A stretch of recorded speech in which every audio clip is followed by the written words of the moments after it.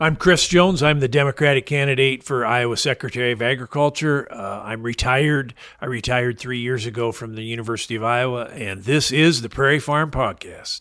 I'm Mark Kenyon. I'm Dr. Julie Meechan. I'm Steve Hansen. I'm Jill Bebout. Chad Gravy. My name is Jeremy French. I'm Laura Walter. Carol Hawksbergen, owner of Hoxie Native Seeds, and this is the Prairie Farm Podcast.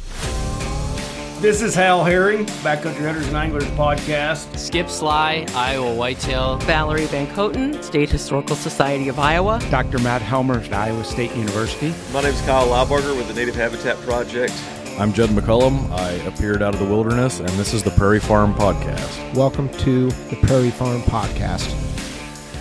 I want to tell you a little story about my wife and I. Several years ago, we found out that our insurance company was literally spending millions of dollars lobbying against conservation in our state and our federal level. And when we found this out, we said, And we decided right then we were going to get a new insurance company. And that brought us to McKay Insurance. Now, if you know me, you know that I'm pretty thorough when I make some of these decisions. And I looked through a bunch of different agencies, and they seemed great. But McKay Insurance stood out because of the people that I met there. They were wonderful. One of their agents actually went through the whole rigmarole to set us up with insurance that she and the agency didn't get a cut of.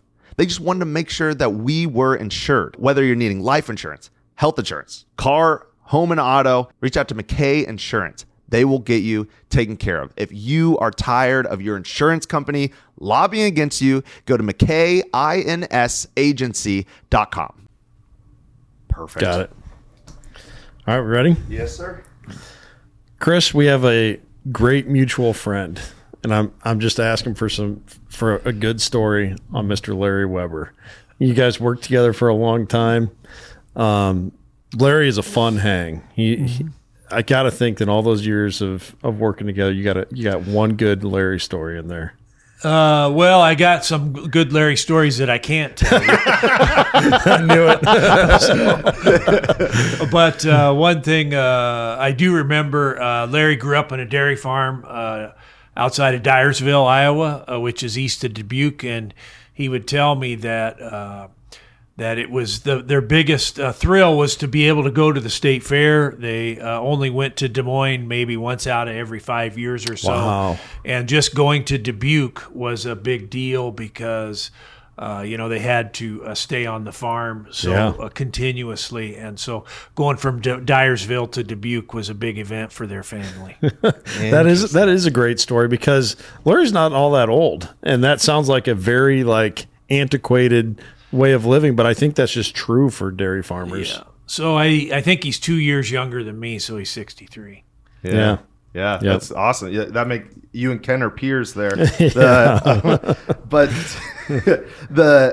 we really appreciate you hanging out with us today and being willing to talk about it. Happy to be here. I remember. I just want everyone to get a little context here. We started the podcast in 2022, and in 2023, I wanted to do something on Iowa's water quality. And the reason I wanted to do a podcast on Iowa's water quality was because I read a book called Swine Republic that I saw, I think it was the North American Prairie Conference, I believe. I bought the book there. I met Connie Mutel there. It was a great time. That book changed my life. But since that book changing my life, we started aggressively going after water quality. We interviewed Keith Schilling, Larry Weber, Dr.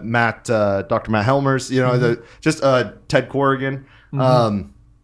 And that episode where we did that you were in, that we did kind of documentary style, was listened to. It was the most listened to episode at the time at back when we were getting 4,000 or 5,000 listens. Since then it's been over 15,000 listens, but also we started making reels on social media, and I looked it up, and our water quality reels are approaching about 30 million views. Oh, wow. So 30 million views and I'm sure a lot of them overlap, but in Iowa and states that are touching Iowa, of people who find it interesting and are learning through us because of you and some of the other people we mentioned, that water quality is a big deal, and it's kind of a life or death deal. And so I want to thank you for that. Yeah, you're welcome. So, of course, I know all those guys. 2 of them were my bosses. Ted Corrigan was my first boss at the Waterworks, and, of course, Larry. And so Keith had an office right next to mine in Trowbridge Hall at the University of Iowa. Okay. Man. Well, I want to start, obviously, with where we met you and what you're doing now. Because when Kent and I came, we went to your house, we interviewed, and I was like, it was so romantic. You were like, in like a cool way, you were like canning vegetables. And I was like, man, it is so cool that the guy who's talking about water quality is just like, yeah, I just want to can my vegetables today. You were like, yeah, I'll fit you in with a podcast, but I got important things to do. I'm dealing with my cucumbers over here. And from there, you decided to run for Secretary of Ag. Why would anybody want to do that?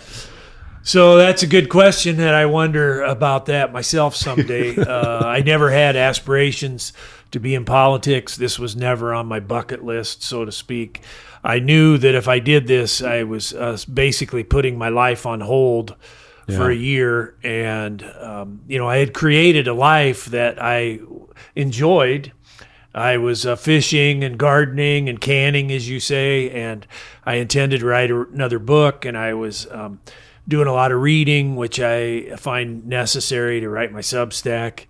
And so, I had a pretty good life there, getting Social Security and, just enjoying things. And so to do something different from there was a hard choice, but I had been writing about this for some time, as you know, and I just realized that publishing scientific papers and writing my Substack and writing a book wasn't going to change anything. And if I really wanted change, I was going to have to run for something. And so I just felt it was my duty this time to give this a shot. Yeah. Yeah. Thank you. For a long time, because you've been, what was it River Raccoon? Was that your River Raccoon has been my handle on several platforms, yes. But you had that blog for quite a while, right? I did. And so when I came to the University of Iowa in 2015, they said, do you want to have a website? And all PhD researchers and faculty could have their own website. And I said, sure. I had done some writing in my previous jobs, and so I knew I was an adequate writer. But I don't think anybody really knows for sure that, they're a good writer or a great writer. I think that's a bad place to let your head go. But I knew that I wanted to populate my website with essays that communicated to general audiences the work that we were doing, that me and my colleagues were doing at the University of Iowa, because I feel strongly that university faculty and scholars have sort of abdicated any responsibility for speaking to the public. Mm-hmm.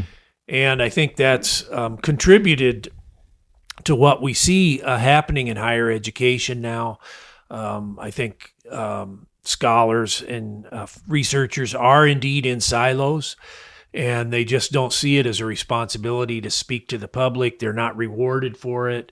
They're not trained to do it. And so this subject, water, affects literally every person. So I thought it was important that somebody communicate this information to general audiences. Yeah, absolutely.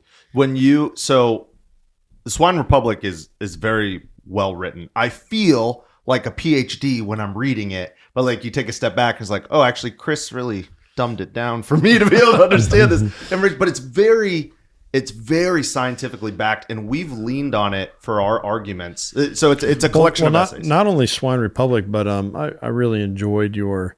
It was interesting because clear back when we interviewed you, which is I think 3 years ago now. I feel like I came to know you honestly because I was reading Tending Iowa's Land just before we met you, and the sections that I enjoyed the most were by this guy I didn't know, Chris Jones. And then Nicholas like, hey, we're going to go interview this guy. His name is Chris Jones. I'm like, wait a minute, where have I seen that name? And so your work has appeared in these different places. And something I don't want to skip over here is, for a long time, did you just feel like a voice crying out in the wilderness? And it had to feel almost lonely to be worried about something that I don't think it was that. I mean, sure, there's certainly been some political ear plugging going on these issues for a long time, but I think a lot of people, the average Iowa nice person truly didn't know about this, didn't know to be concerned about it, and you were kind of the foremost voice talking about it for so long. Well, I think what had happened, honestly, is that people were numb to it. And so the situation in Des Moines has been ongoing since 1992. That's when the nitrate removal facility came online. And so I think there had been so many stories about high nitrate in Des Moines that people just became numb to it and had tuned it out. And I think maybe my writing did sort of bring people back into an awareness of the issue. And I think, again, the writing is targeting general audiences, and it's trying to make the issue accessible to people.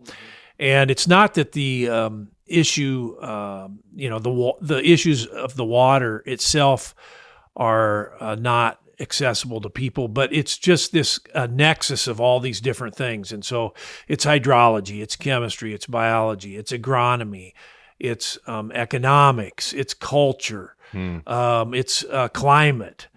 And so all these things contribute to what we see on the landscape and what we see in our water. And so I think that's a very difficult lift for the average person to learn all these different disciplines in a way that informs what you think about water. And so I think the writing did that a little bit.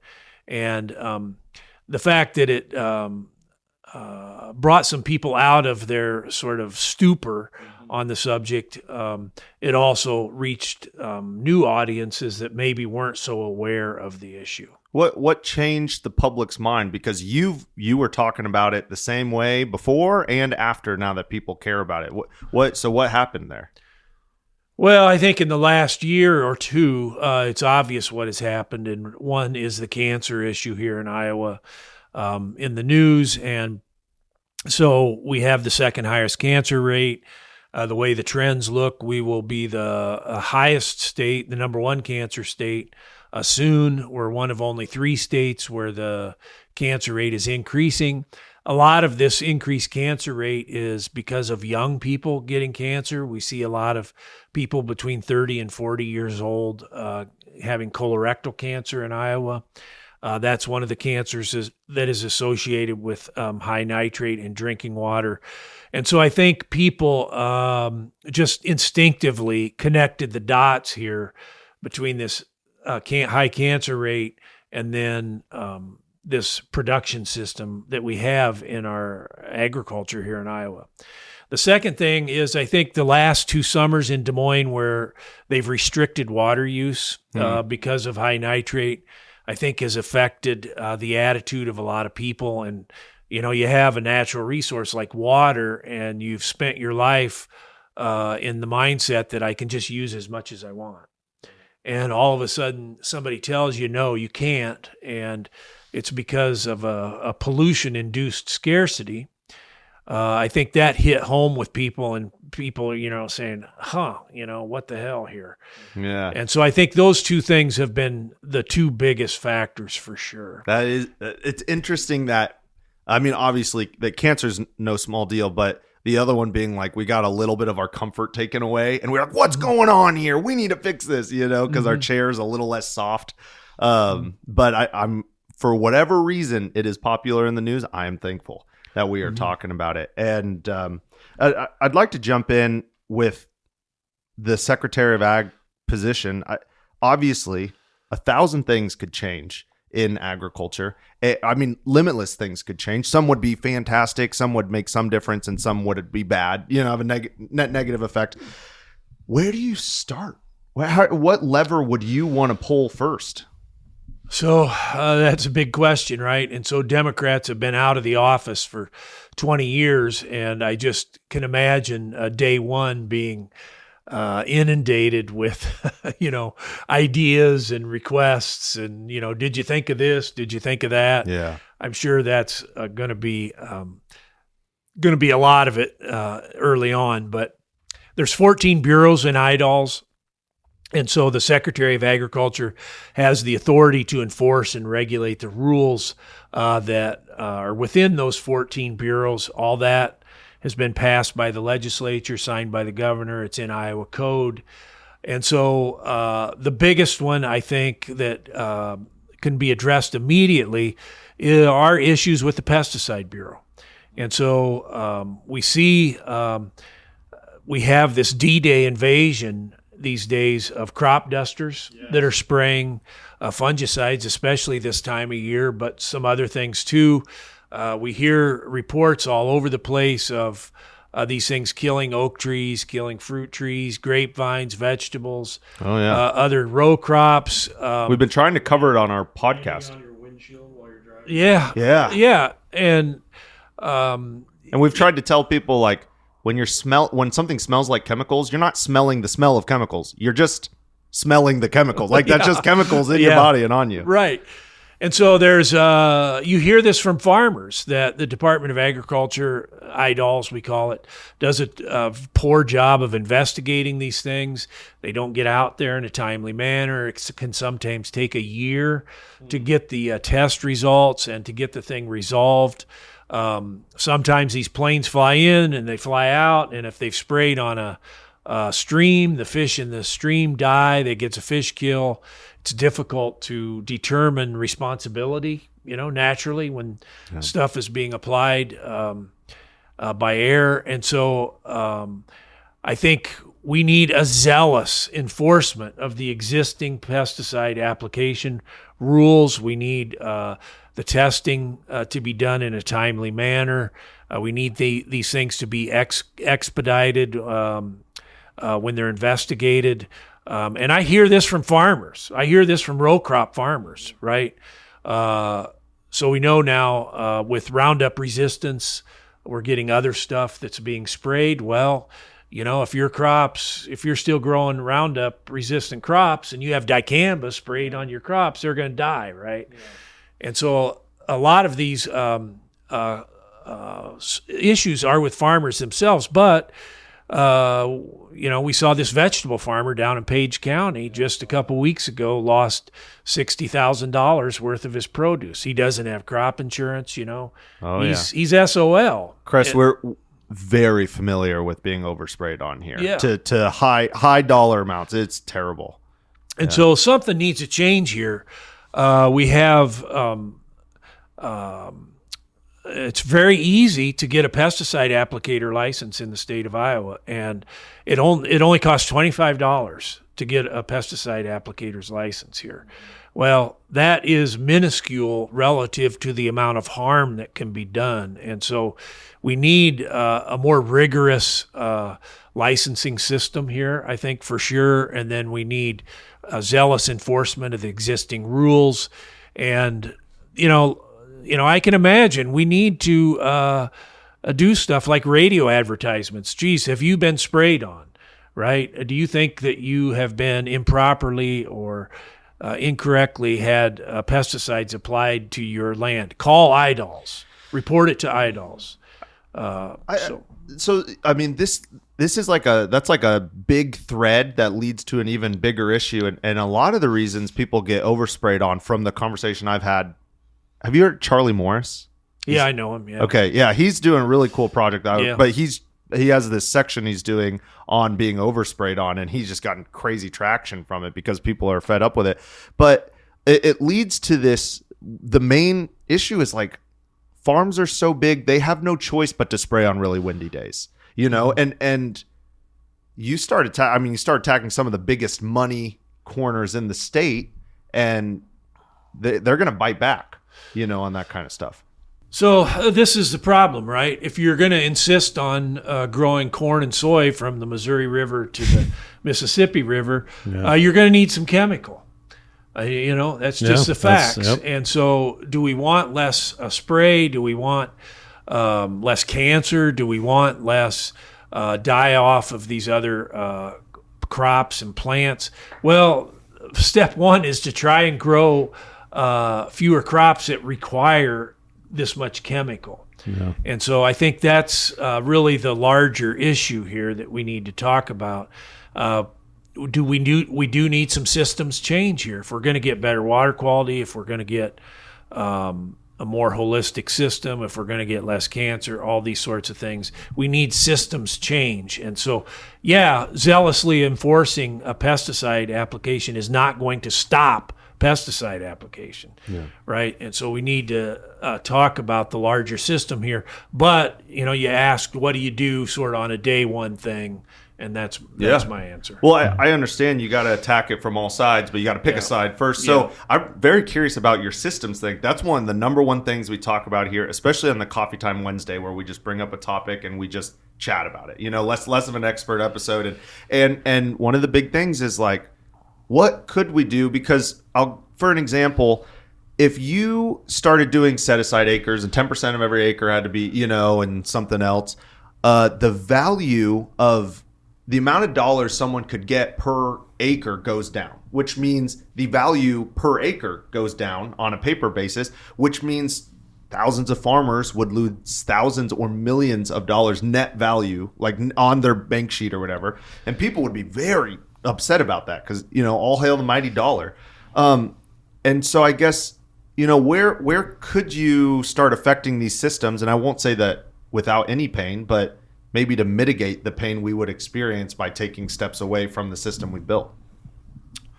So two things here. One is if we can define this system as a monoculture, sure, there's a 2-crop rotation, and it's not really a rotation, it's an alternation. Yeah. But a monoculture, and then animals in CAFOs, and we have 70% of the corn going to one use, ethanol. Mm-hmm.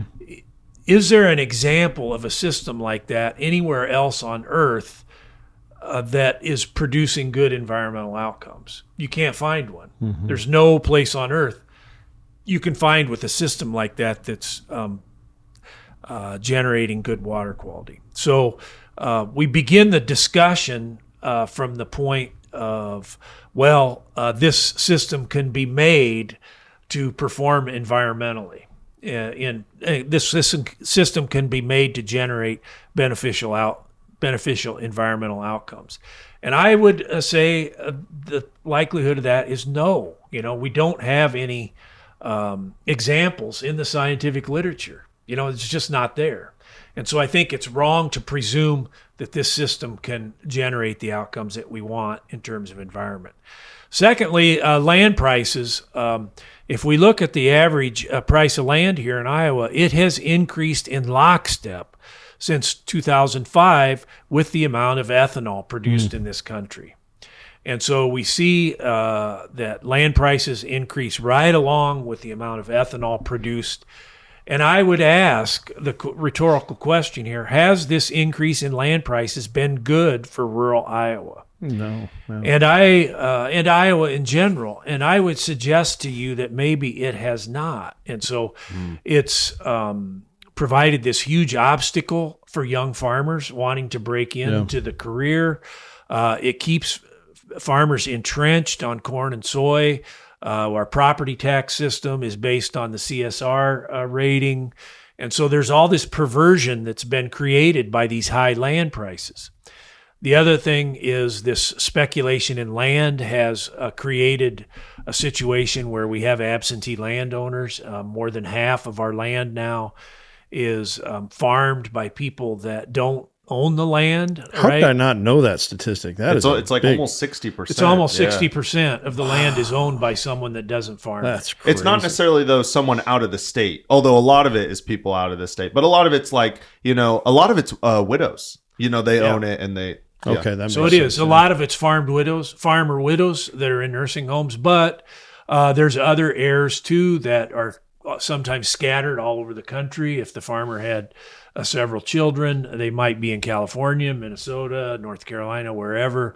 They oftentimes can't agree with what should be done on the land, and so they just take the easy way, which is corn and soy. You've got hedge funds now purchasing Iowa land. I've heard that the Mormon Church now is the largest landowner in the state of Iowa. Really? And so we've had this huge amount of speculation in Iowa farmland. has the value of the land saved these small towns?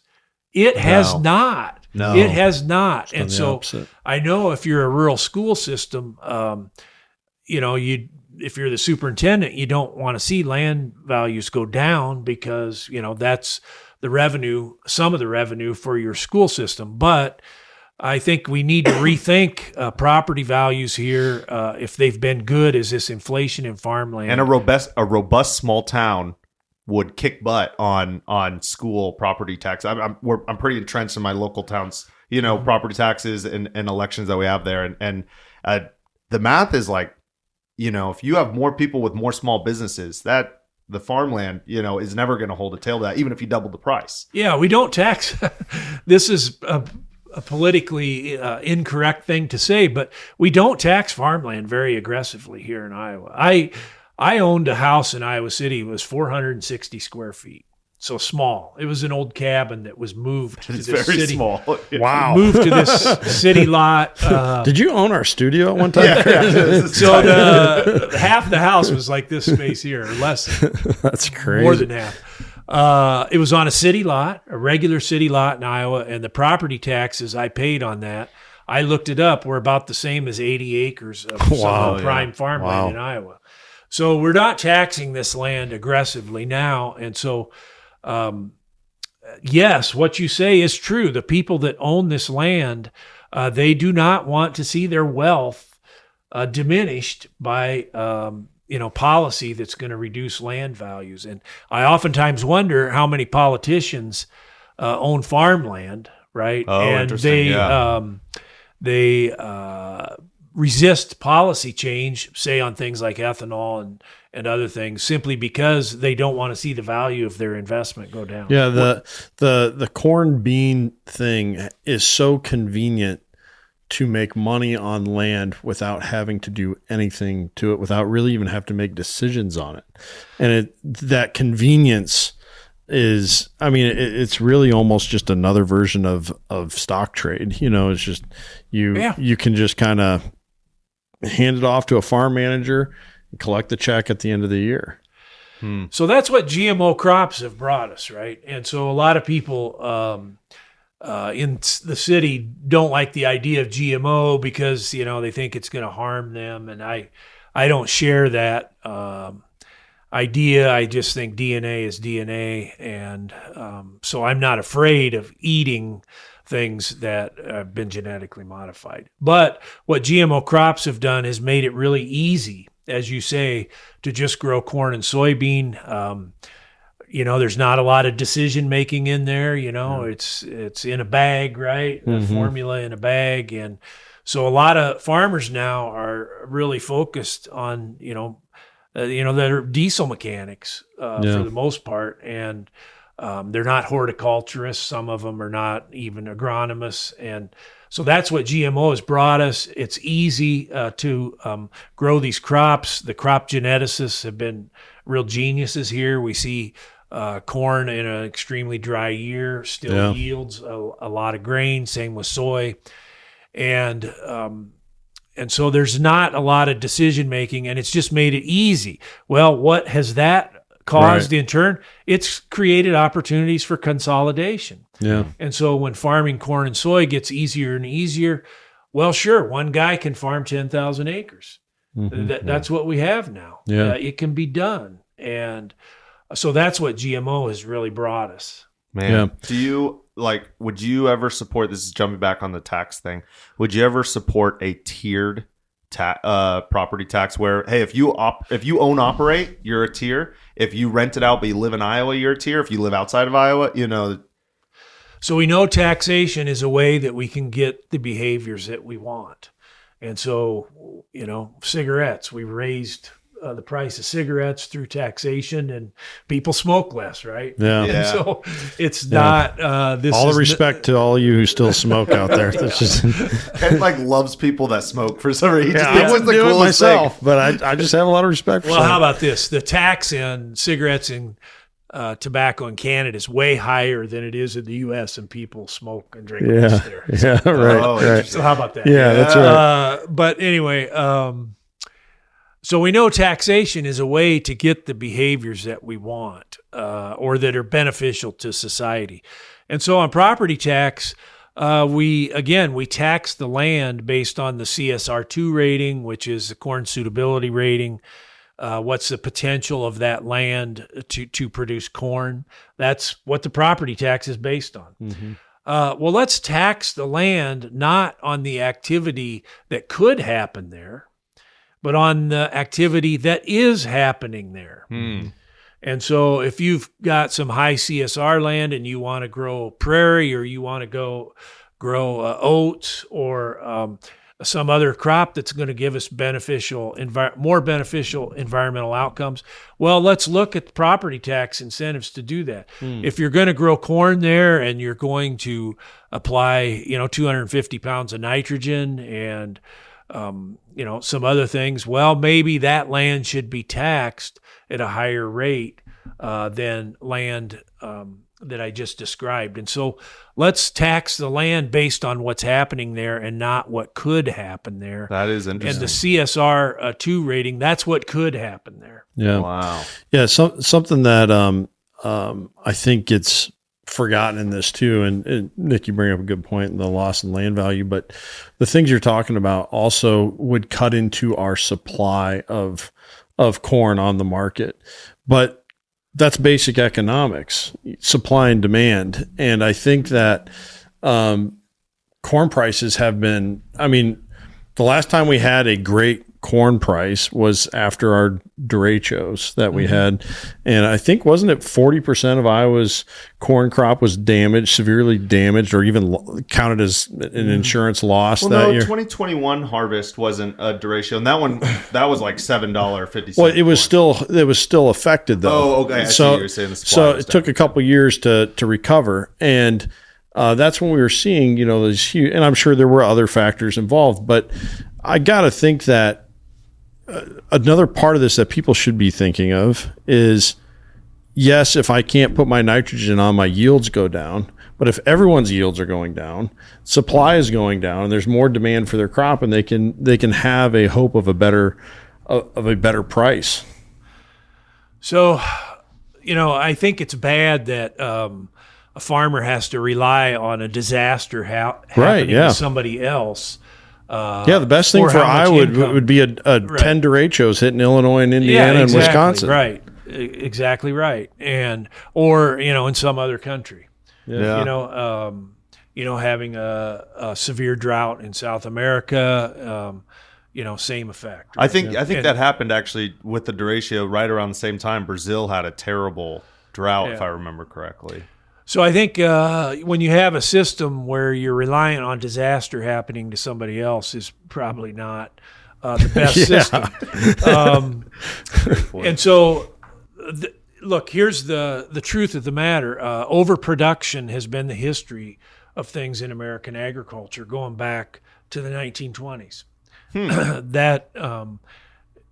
That's just the way we've done it. And we're in a supply-driven economic condition now, right? Mm-hmm. It's supply driven. There's with the tariffs, especially with soybeans, we have oversupply of grain, and we need the renewable fuel standard to gobble up 70% of this corn, right? And so let's look at what the country needs in terms of nutrition and environmental outcomes, and then let's try to transition to a farming system that's going to deliver those two things. Yeah. The United States right now is a net importer of food.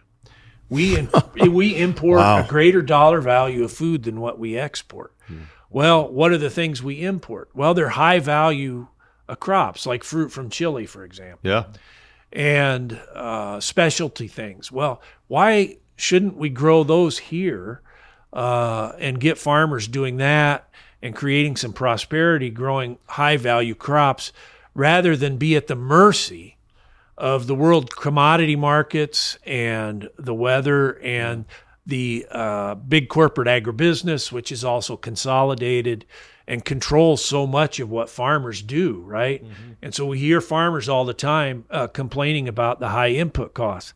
Well, when you can only do two things, corn and soy, which is really only one thing, guess what? You're at the mercy of the people that are selling you the inputs. And so we need a farming system that's going to be diversified. Farmers are going to need that if ultimately we're going to have resilience and we're going to have prosperity in these rural areas. Yeah. I got a question about related to supply.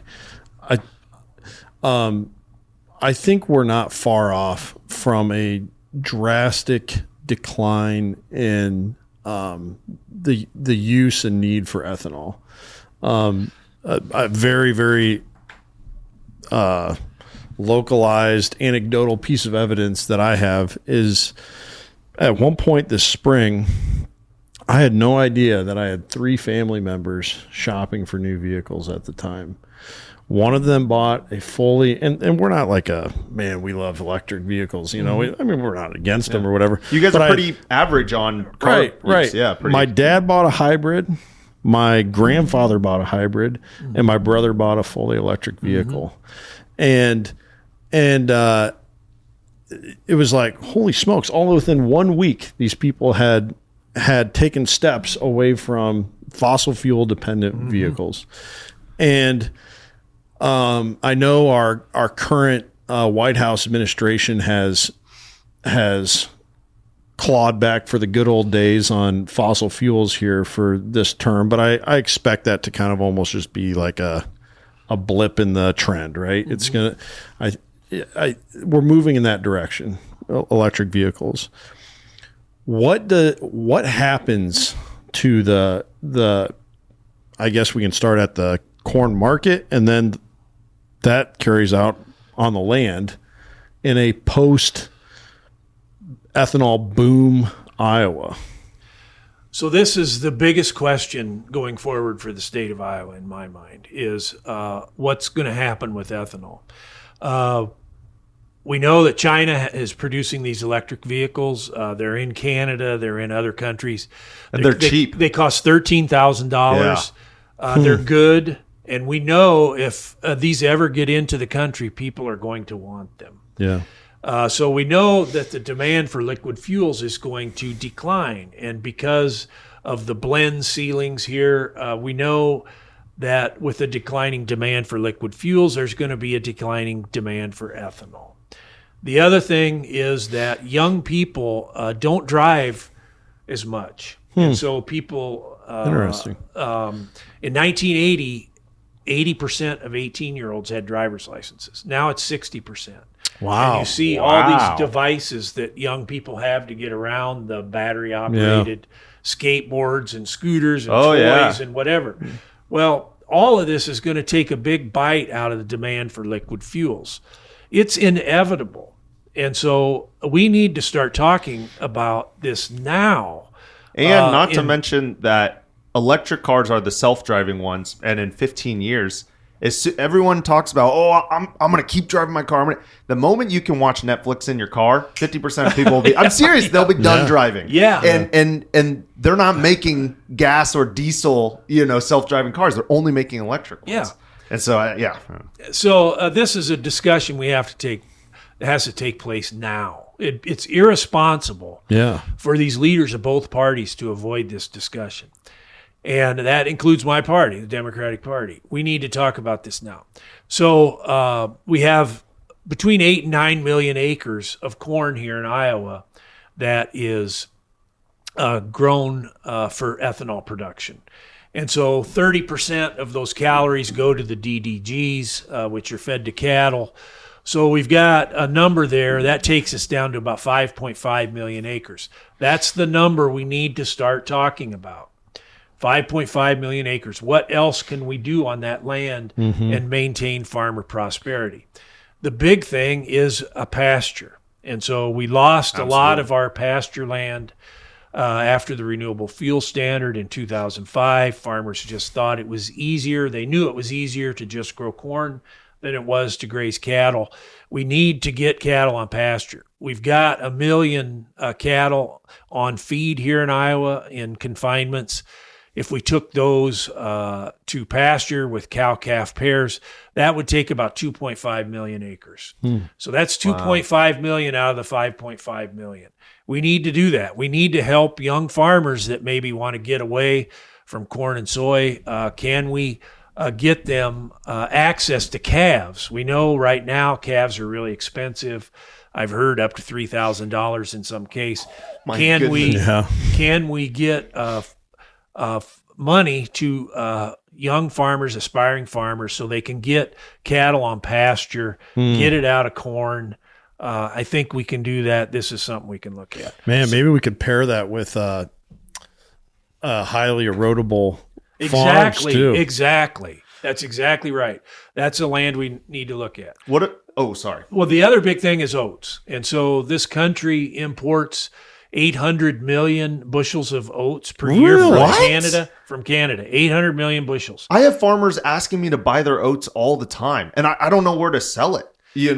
Who's importing all these oats? Quaker Oats? 600 million out of those 800 million bushels come directly into Iowa.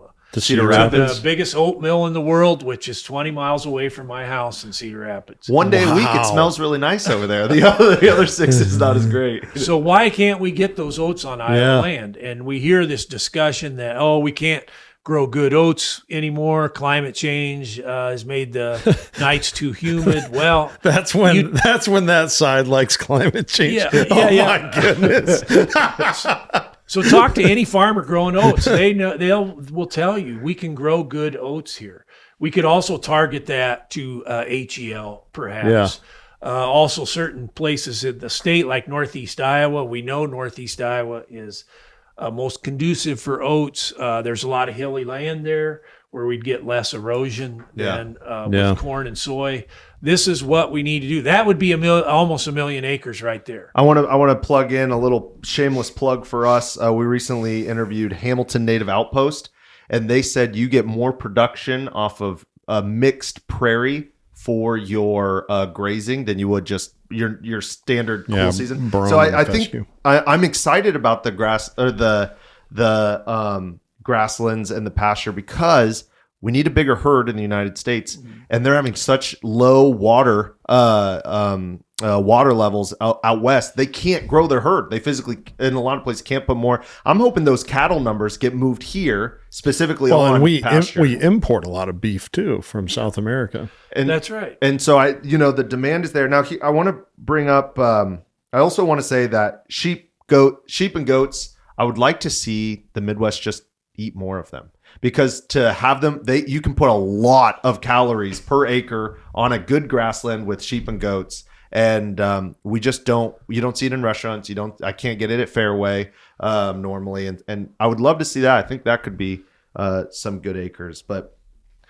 Yeah. So sheep go along well with cattle. We know farmers in Iowa are doing that. Seth Watkins, I don't know if you've heard of him. He farms I have heard that name. I don't remember. In Page County, I think, Clarinda, whatever that is. I think that's Page County. Yeah, that's Page County. He's got sheep. We know that also on this pasture ground that these animals will graze amongst high clearance solar. And so we can get utility solar installations here on this pasture ground. The cattle and sheep will graze right amongst the solar panels. We know it's being done. It's being done.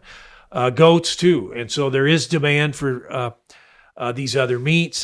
Hispanic people like eating goat meat, for example, in the big cities. And so there is a demand for this other meat.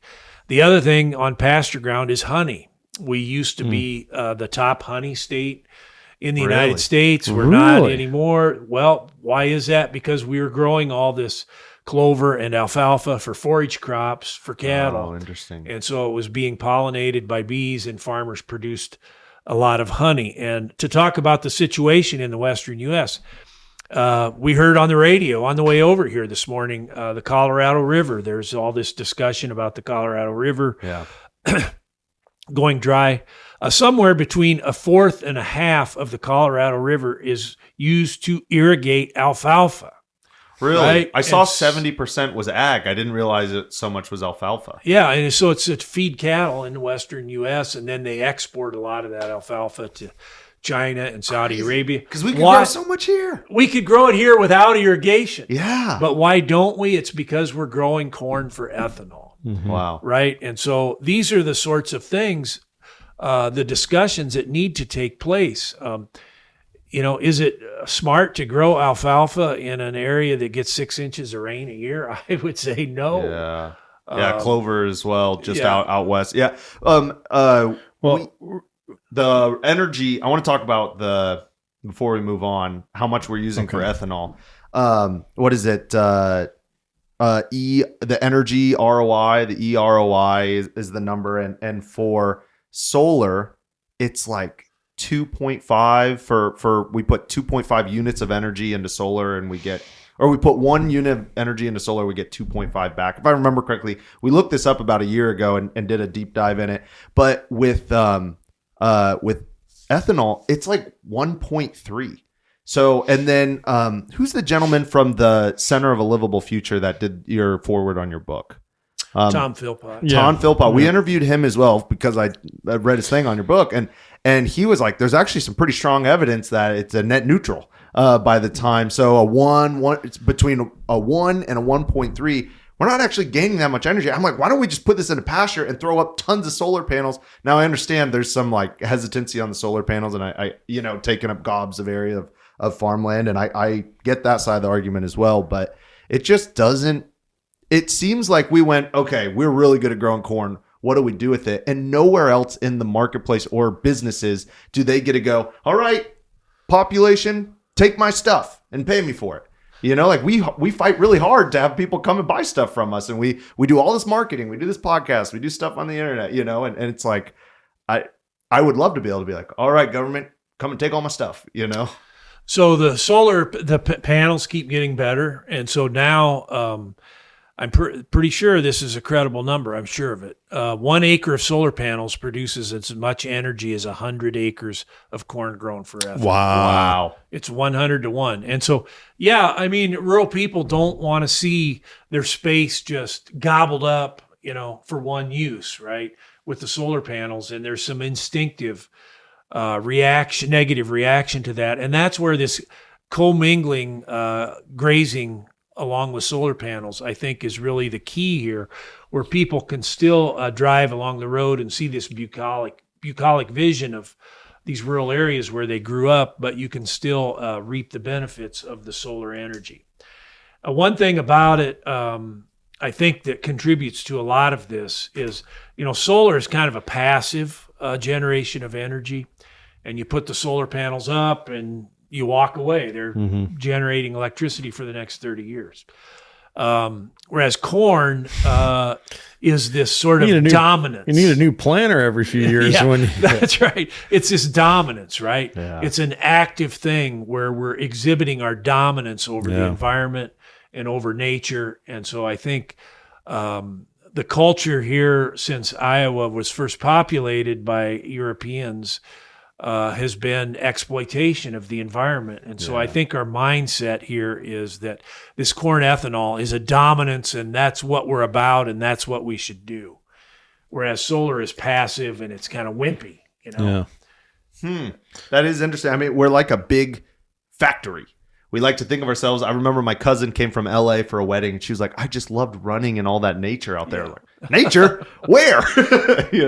Well, we don't recognize that growing corn for ethanol, that is solar energy. Yeah, right? that's true. That is solar That's true. energy. It's just an extremely inefficient way to capture the sun's energy is to buy some expensive seed, use a bunch of diesel fuel to get that seed in the ground, let it grow for 4 months, harvest it using a bunch of diesel fuel. In between, we use a bunch of fossil fuels to fertilize the crop and to produce the pesticides and chemicals.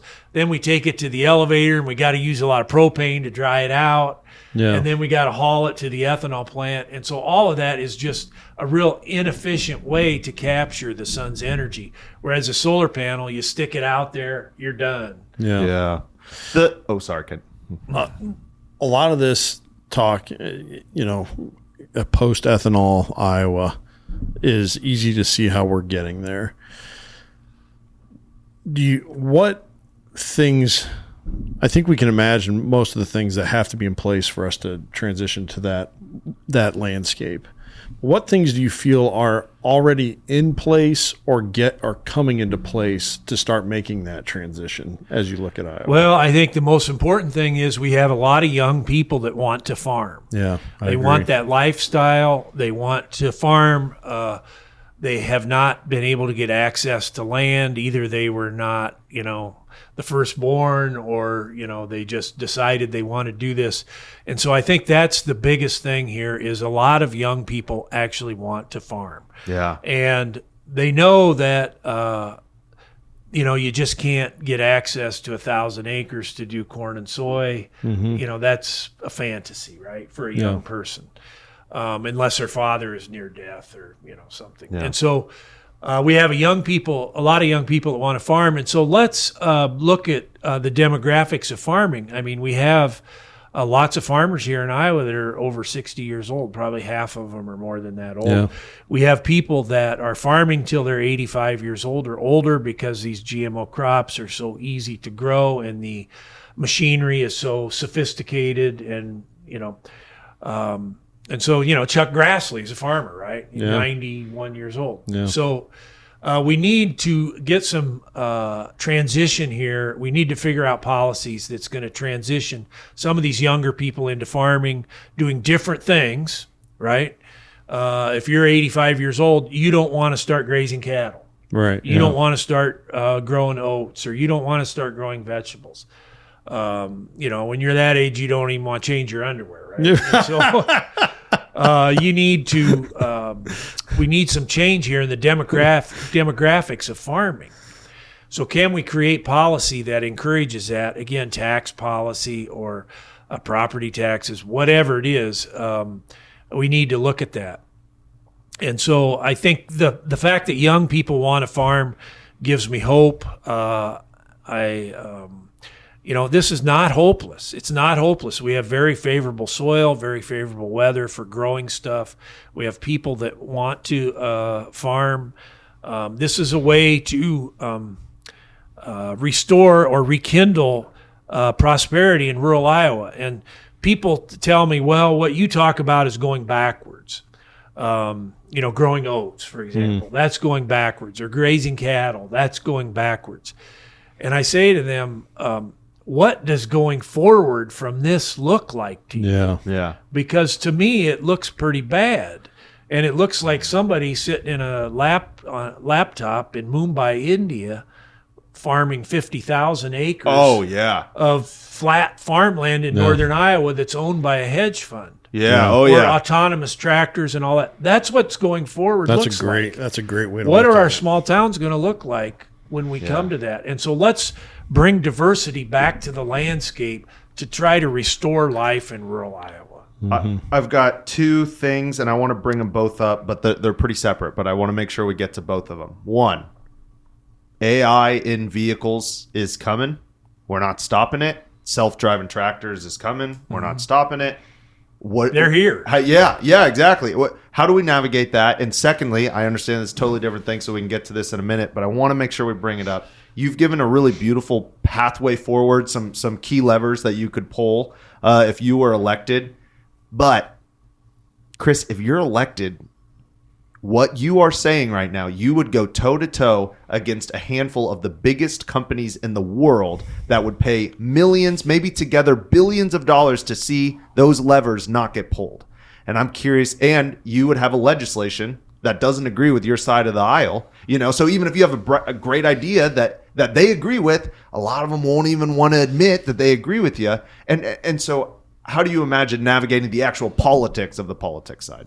So that's America right now, right? It's our politics that these big corporations control so much of what happens with their politics. But, firstly, I'd say I'm unlike other politicians in that I really have nothing to lose here.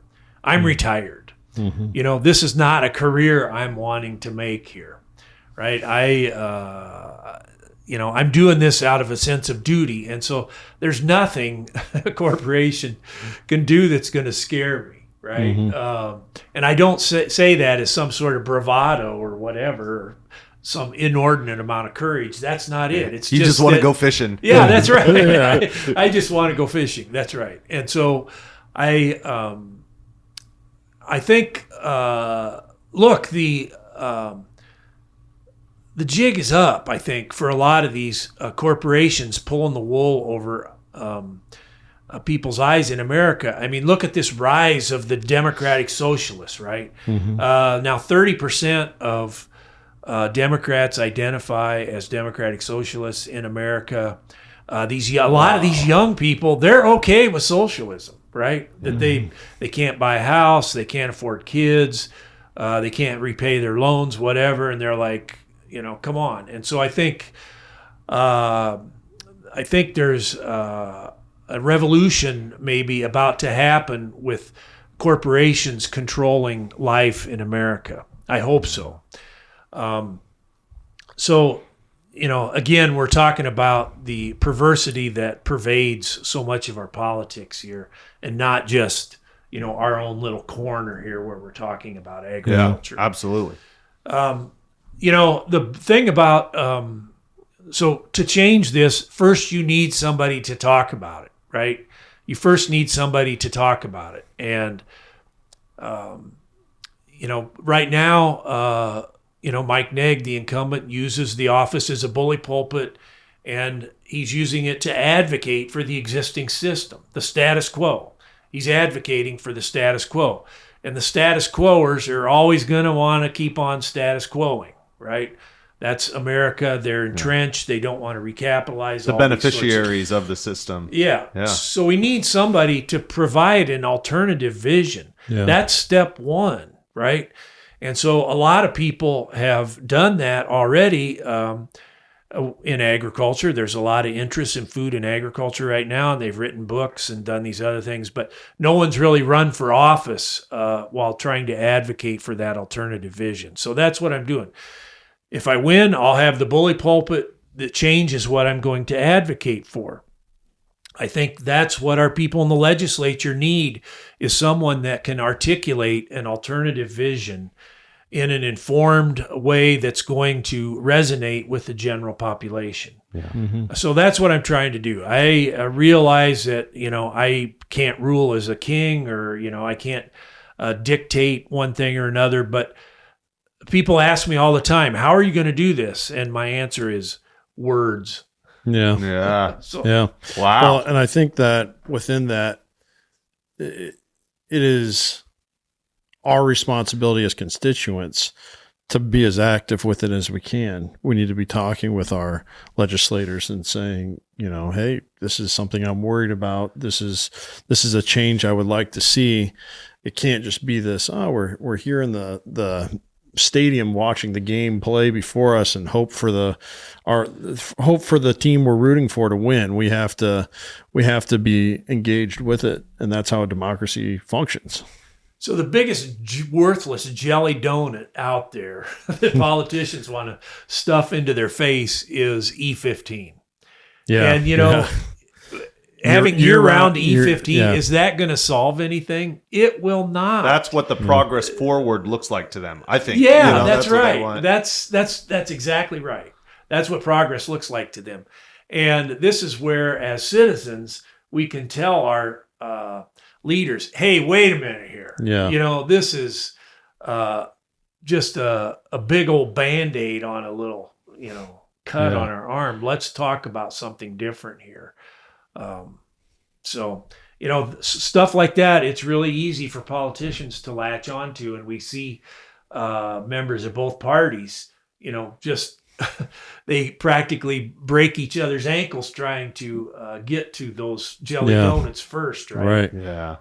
Yeah. I was joking with a friend the other day. I was like, Iowa, it's pretty easy to switch your party, what party you're associated with. So every week before you send an email to either Democrat or Republican, switch to their party. That way, even if you really disagree with them, you'd be like, hey, look, I'm part of your party. I'm registered on your party, and then send that email.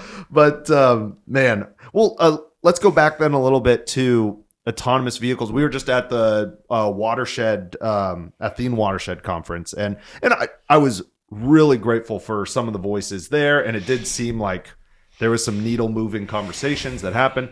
But the group that won the startup competition, they were an autonomous fertilizing company. I really liked it. They just have a robot that goes up and down the cornfields and it just shoots a tiny stream of nitrogen. So it uses, I think it was 70% less nitrogen on the land. They also use it for pesticide application. Yeah. And so I can get behind that, but that is like a small picture of what's to come of autonomous combines, autonomous tractors, and autonomous sprayers, the drones going up. And I was like, man, one day it's just going to be a few billionaires who press one button that says harvest, and all the robots come out. They go, Now I think people will stand up before we get there. I don't think we'll be the boiled frog to that extent, but less and less people pretty will be distractible needed. Yeah, right now it's a person per 1,000 acres. Soon it feels like it'll be one IT engineer for 10,000 acres. And how do we navigate that as a state, as rural communities? So I think, do we want everybody living in Ankeny and Bettendorf and Waukee and Des Moines and Cedar I don't want to live Rapids? there. And so I think the answer to that is no. And I think this depopulation of rural areas, not just in rural Iowa, but other parts of our country, has contributed to the polarization and the dysfunction of our government. And so people in rural areas, they sort of, in my mind, rightly feel left behind, right? And so they've seen their children leave, and they've seen their small town get boarded up. They lose their physician and their attorney and their grocery store and their school and their post office. And so it's understandable why rural people feel left behind. I sympathize with that. And so again, I think the question is, what kind of society do we want here? Agriculture is a central piece of every modern civilization. And so we can use agriculture to create the society that we want.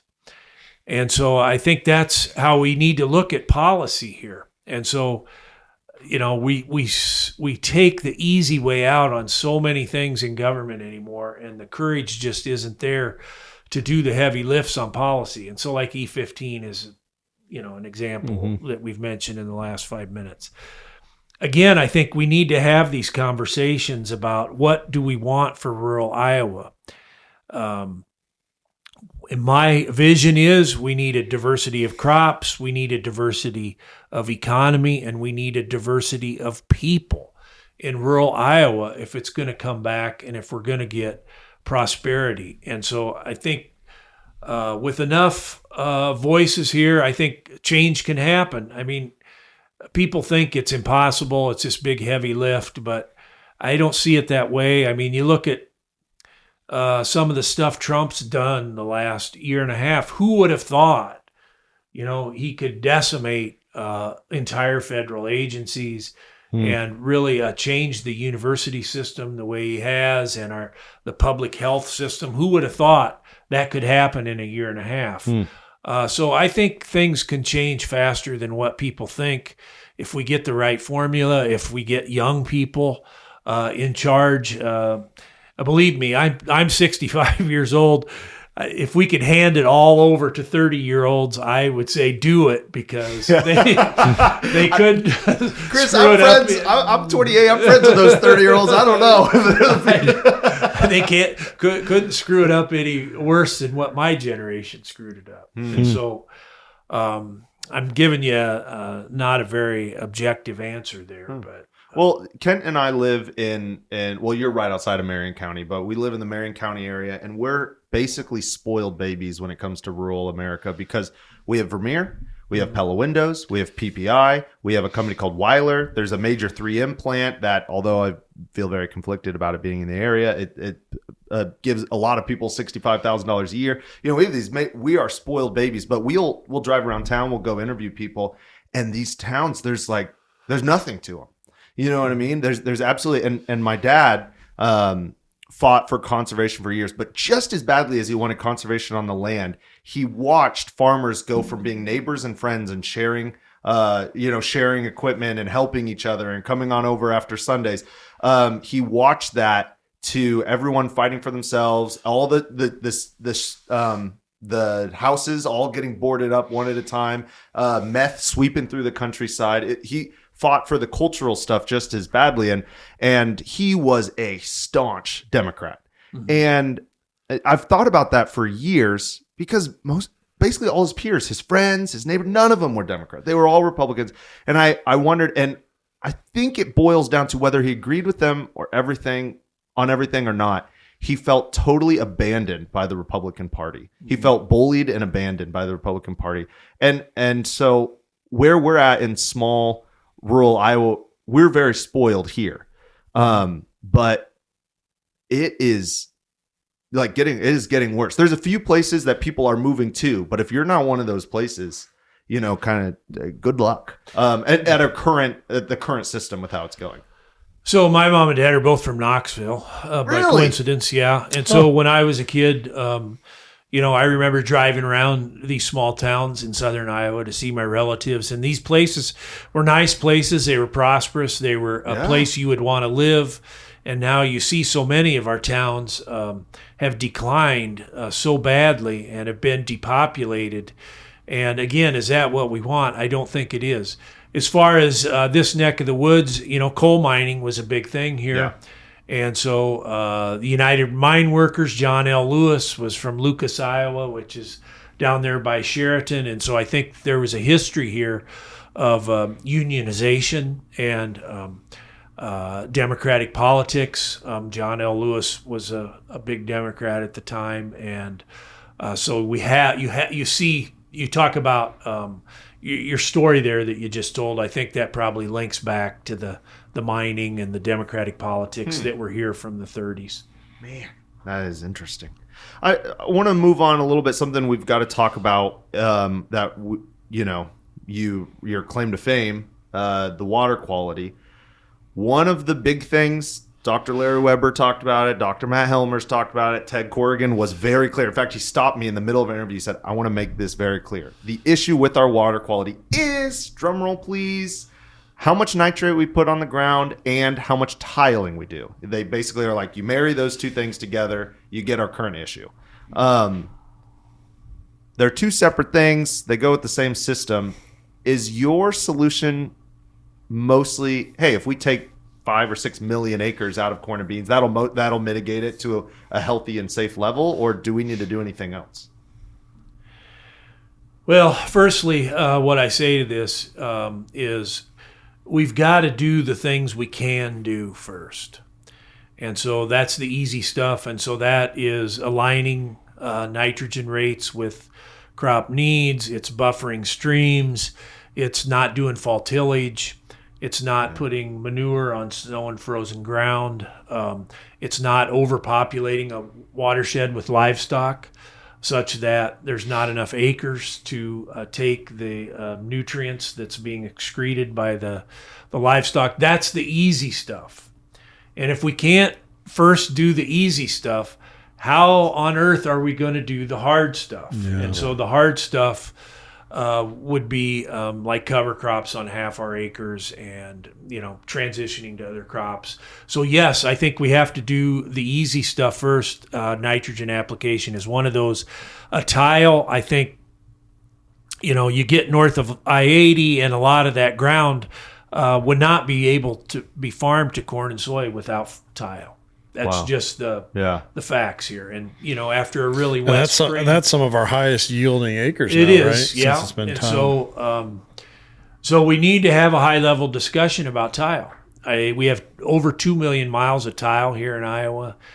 We see farmers put in crazy. Yeah, I think is it 15 million acres or something are considered. I think it's back me up on this with some with a quick search, but I'm pretty sure it's 238 and some change thousand miles to the moon from Earth. No, I got it on airplane mode, so it doesn't ruin my computer. But yeah, that's wild. So an acre of land to pattern tile it, I think, takes about 1,500 feet of tile. So if you could take that 15 million acres number and get the miles there pretty easily. And so, has this been a good thing, right? To lower the water table over this vast geographical area, not just Iowa, but southern Minnesota, all of central Illinois, all the way over to western Ohio, and now the Dakotas now are tiling. Has it been an overall good? Really? Oh yeah, drive up I-29 and you'll Don't they see. only get like 16 inches of rain a year or something like that? It's like a little over half of what we get. So eastern North Dakota and eastern South Dakota are both being heavily tiled right now. Wow. So has this been a good thing? It's certainly been good if your society is entirely focused on corn and soy. Okay. Right? Yeah. And we've prioritized corn and soy over the environmental consequences of tile. So what if we reverse that? What if we reverse that order of things and we're going to prioritize the environmental consequences versus the corn and soy production? Well, then you change the paradigm, right? And we make it less economically desirable to put in new tile. Right now, a farmer, you're almost dumb if you don't tile land because, firstly, it costs about $1,000 an acre to pattern tile a field. Interesting. Guess how much that tile raises the price of the value of your land? $1,000. And the banks will loan you money to tile your land, and the cost of that tile is you can depreciate the entire cost of the tile in the first year. Wow. In the first year. Wow, yeah. So it's very it's a good financial decision for farmers to tile ground. I've also heard there's only 2 investments on a farm these days that actually make a farmer more money, and it's storage and tile. So if they have extra money laying around where they get giant handouts, what are you going to do? So we have to make it less financially desirable. I would lean in just a little bit for you. You have to make it less financially desirable for farmers to tile the land. Yeah. And so we need to change tax policy. We need to change policy governing banks. These are the things that drive the pollution, right? Mm-hmm. And so let's talk about requiring edge of field treatment on new tile. We spend a lot of money on this edge of field treatment. Well, my position on that, and edge of field treatment are the wood chip bioreactors and wetlands and the saturated buffers. My feeling on that is, look, let's spend that money on fields that are being newly tiled, or let's have a law that you require that stuff on newly tiled fields. When tile is driving the nitrate problem, is 50% of it, along with the nitrogen application rates. If tiling is driving the problem, why on earth are we still putting in tile like crazy men? Right? Yeah. You can't go and pattern tile a field and be upstream of Des Moines Waterworks and think, this is all okay. That's just not. That's not a legitimate mindset in my view. I remember Ted said, he's like, I'm not saying we shouldn't tile fields, but we don't have permits. We don't even know how much tile they're putting in. They don't have to report it. He's like, there's just nothing. That's one of my fears is to halt it and change it. Really is, it's easy to visualize how to do that, but to undo the 2 million miles that's there, I mean, there's tile lines that landowners have no idea exist. Yeah, so we're not going to be digging up tile anytime soon. Yeah. Nobody thinks that because it's just financially a non-starter. But there are some things. The surface intakes are a bad thing. Is that those the orange ones that you see on the the Higginbottoms, they call them. Those are there's probably almost as much soil loss from a field with a surface intake as there is from an untiled field. Wow. Everybody talks about tile reduces soil erosion, but if you could look at the tile water from a field with surface intakes, it's pretty muddy after a big rainstorm. Yeah. So some common sense rules. I mean, come on. Again, that's like the things we can do. Let's do the things we can do first. Yeah, absolutely. So let's go back then to nitrogen currently. So corn gets the nitrogen, right? And in 2018, so they do a nitrogen survey every 3 years. I'm sure you're familiar with it. 2018, it was 98%. And 2021, it was 95% of the corn acres got nitrogen applied on top of it. And my dad had a suspicion, he didn't have any data to back it up. He thought the bigger issue with nitrogen was more timing. He said that the farmers got so big that instead of applying it right before you actually need it with the corn, they were applying it way in the fall because they didn't have time to get to it. And they had these giant rigs, and if that's not true, please let me know. But I'm curious what's going on with nitrogen levels. I know the argument is people say, well, it's gold to us. We wouldn't just put it out there if it was washing down the river, which if you look at the river, that's apparently not true. But Well, I've never heard of a farmer going bankrupt because he lost his nitrogen, firstly. And so excuse me, the idea that it's expensive and we don't want to lose it. And I think that argument is overblown. When you look at all the costs for corn, nitrogen is one of the biggest for sure. But in terms of the entire cost to grow a crop, it's certainly not prohibitive, right? We're not seeing a reduction of rates that I know of in recent years with increases in price. No. There's the 4 R's, right? And the one we never want to talk about is rate, the rate, which is the amount. What are the 4 R's? So it's right rate, right place, right time, right form. Okay. Yeah. And everybody wants to talk about 3 R's, but nobody wants to talk about the rate. And so I think these others are important for sure. And so the timing, I think, is what you were talking about there. It's much better to apply it when the crop is ready to use it, right? And so that's the whole argument about side dressing nitrogen. It's why fall application is less desirable because it's got to sit there for 6 or 8 months before the corn can use it. Yeah. So these other R's, the right form, right time, right place, I think are intuitive. It's intuitive. But again, we need to talk about rate, and we really are reluctant to have that discussion because nobody wants to admit that they're wasting nitrogen. Well, look, if you apply in the fall, you're going to lose more than if you apply in the spring. That. It's just, and that's why farmers, when they apply in the fall, they apply at higher rates, right? And so that's one of the things we can look at is how can we change that paradigm? Can we tax fall anhydrous or ban it to get more application in the spring and to get less loss? That's a discussion we need to have.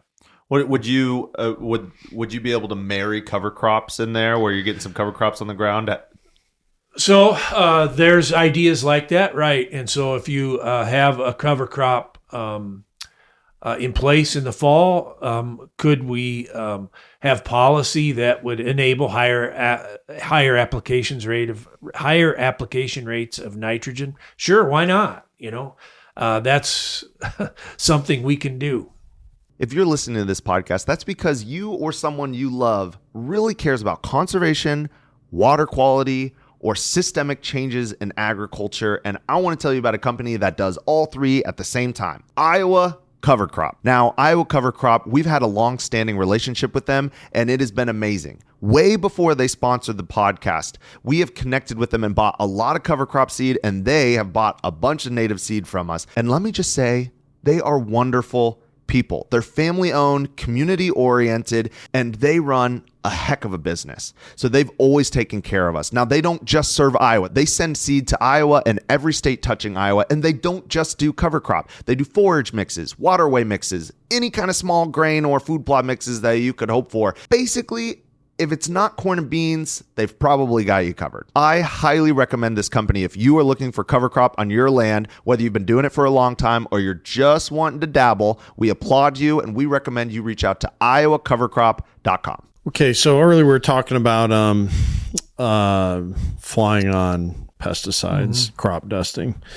I personally think I hate crop dusting. I'm not afraid to say that. I think it's going to be the next lead pipe, next asbestos. You know, the thing that our grandkids are going to make fun of us for doing. Yeah, and I see an easy step away from that corner of the industry going to drone spraying.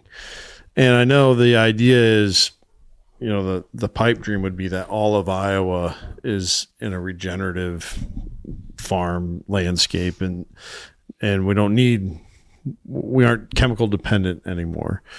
There's got to be a whole, there's got to be a lot of steps and a lot of years between now and then, probably, before we get there. But I think a logical dialing back, because yes, I think there's a lot of us that have problems with any amount of chemical going on the land, but our biggest gripe, the place where people would be willing to negotiate and compromise, would be just keep it off of me, my house, out of the air I breathe, keep it out of my water. And so what they're asking for is a very targeted and calculated amount that is being used. And I think some of the robotics that Nicolas mentioned earlier, they're hoping to help in that way. But it seems to me that drones, they're flying much closer to the crop, so you have less chance for drift. It's very carefully controlled by the amount that's being sprayed because they have to reload so frequently. I mean, is there any way that we can incentivize drone usage, or do you think that it's got to come down to just outright, hey, pull the lead pipes out of your house type regulation where we can't be doing this anymore? I think if you zealously enforce the rules and aggressively investigate and punish the individuals responsible when damage occurs, that would incentivize movement to different types of systems that would reduce the likelihood of bad things happening. And so I think, that's the way you do it. You don't offer cost share for drone purchase. I would say I'd be against that. But I think if you aggressively investigate and punish these bad things that happen, that's the way you get better behaviors. But I will say this, we're always looking for technological fixes, right? Yeah. That's our instinct as human beings, especially in our generations, you guys more than me. There's got to be a technological fix for everything. And I think that's not the healthiest mindset for us to be in. Let's create a production system here, a farming system, where we're not going to need as much chemical. Let's ask the question, why do we need so much aerial application, especially fungicides? That's a new thing. Well, it's because we plant like 40,000 seeds per acre now, right? We used to plant maybe 10,000 seeds per acre of corn. Well, we've gotten these increasing yields because these crop geneticists have figured out how to make these corn plants tolerate each other better. So we get a much higher seed density. Then you get a real tight canopy, right? And sunlight never penetrates down to the soil. We've got climate change that's making it wetter here in Iowa. And so consequently, we've created a situation that's really favorable for the fungicides. So then what do we need to do? We need to fly on some fungicides. Oh, yeah. And so this is a never-ending sort of a cycle here where we're always, every decision that we make is going to create the need for another technological fix. Yeah. Harsher chemicals, more. Yeah. And so let's create a system that doesn't need that fungicide in the first place, instead of constantly looking for the technological fix. And I mean, that's what agribusiness is now. It's just a huge menu of technological fixes for every problem that you can possibly imagine on a farm.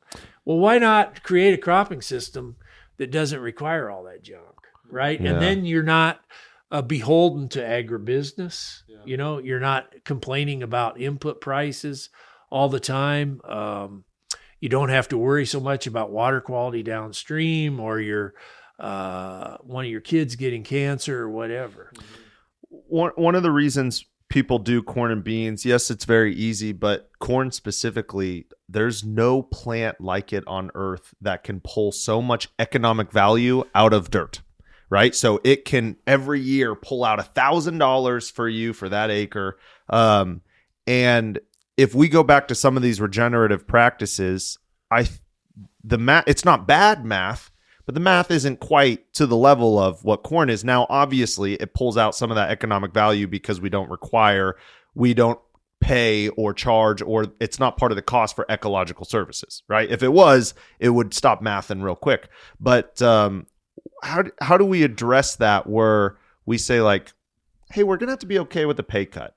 Not like you're going to go bankrupt pay cut, but maybe some less vacations, maybe less youth sports going on in your household. Maybe your truck isn't as nice, and it's really easy to romanticize and be like, well, these farmers working so hard, you're going to bankrupt them. I don't think that's what's going to happen, but I do think what is going to happen is we're talking about less money in the hands of the people who own the land, maybe the people actually doing the work, but they don't seem to be the ones getting the money anyway.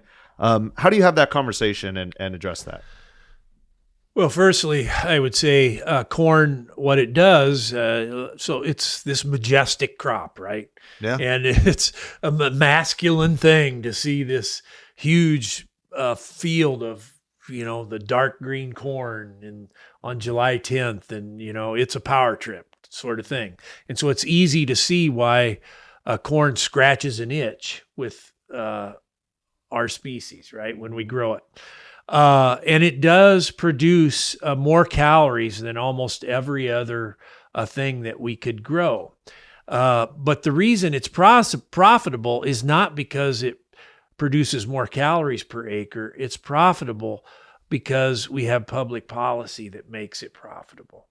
And so what is that public policy? Well, again, it's favorable laws when it comes to the pollution. We make the public shoulder the burden for paying for the pollution. That's one. The renewable fuel standard, that's another one. We force corn into the gas tank of nearly every car in the country. There's favorable tax policy, favorable inheritance policy, all these sorts of things. The infrastructure is in place for corn to get it to market and get it down the Mississippi River and out to other countries. And so let's remember why it's economically profitable or economically feasible for farmers to grow it. It's because of public policy, right? It's not because of it's inherently profitable. And so you look at the history of the United States. How many times have farmers been above water on corn? Well, like you said, after the derecho, other periods in the 70s. But, most years farmers are underwater on corn and public policy keeps them in business, right? Yeah. And so I get that corn is this big, majestic thing and it's great to look at and it's fun to drive the combine and look at the yield monitor and see the bushels pour in, and it scratches an itch for a lot of people, and we should not ignore that. But we shouldn't just assume that there's something intrinsic about corn that's profitable. Yeah. Well, I've just got two more things. One, I don't mean to bring up, a GOP candidate in the middle of this, but we recently interviewed Zach Lane. And on the agriculture side of things, there's quite a bit of overlap. The main difference that I'm hearing, and I could be wrong, but the main difference I'm hearing is he says carrot, carrot, carrot, and you're saying stick, stick, stick. And I'm curious your opinion, your thoughts on that. Well, at least in terms of nutrient pollution, the carrot, carrot, carrot thing approach, it has failed. It has failed. And so we see we still have the dead zone in the Gulf of Mexico. We still have Des Moines restricting water use. We have the second highest cancer rate. We have about 70 public water supplies in Iowa that have to treat or blend for nitrate. We have 6,000 private wells in Iowa that have been contaminated with nitrate above the 10 milligram per liter. We have our beaches at our state parks are unusable in the summertime. And so the carrot approach, the carrot only approach has failed. Now, is there a time and place for carrots? Sure there is, especially if the farmer can't pay for the carrot on his own and would go out of business otherwise. So I think, I'm not against carrots, but look, we do need sticks. You cannot restrict use of the water resource in Des Moines for 600,000 people and then give the upstream industry license to do whatever it wants with inputs. Yeah. It's perverse. It's perverse policy. And so we know we can create regulation that will not reduce yields, for example. We know that we can create regulation that would produce a better environmental outcomes. A lot of this fear of regulation or this digging in the heels, it's because of convenience, right? It's because of convenience. And so a lot of farmers have gotten so big, and if you're farming 10,000 acres, well, guess what? You need to apply some nitrogen in the fall, right? You can't get it all down in the spring. Yep. Or you might need to do fall tillage. You might think, if I need tillage, I'm going to have to do some of it in the fall because I can't get it all done in the spring. Or it's inconvenient to wait until 50 degrees to the soil temperatures to get down to 50 degrees to apply liquid hog manure. That's inconvenient for me. Well, sorry, your inconvenience should now not outweigh the public health, and it should not outweigh my desire to have my kids swim in a clean lake. Yeah. So I think that is the real driver behind opposition to regulation. It's not that it wouldn't work. And I think you hear so often the rhetoric is, well, regulation won't work. Well, I think the real fear is here that it will work. And that once the public gets a taste of regulation and sees that it does work, that the fear is that they'll want more. And so I think that's a lot of the opposition to regulation. That's interesting. I never thought about. I always thought it was regulation would cost big entities some money. But so yeah, again, where's the evidence of that? Well, that's what I want to know. People say, well, it'll put farmers out of business. Okay, well, I worked in a scholarly pursuit, and so my response to that is, show me the evidence. Yeah. Show me the evidence that'll put farmers out of business. Because I'm not aware of any. No, I don't think that will happen. I think it'll cost Cargill and Bayer and Farm Bureau. I think it'll cost them money. And so, yeah.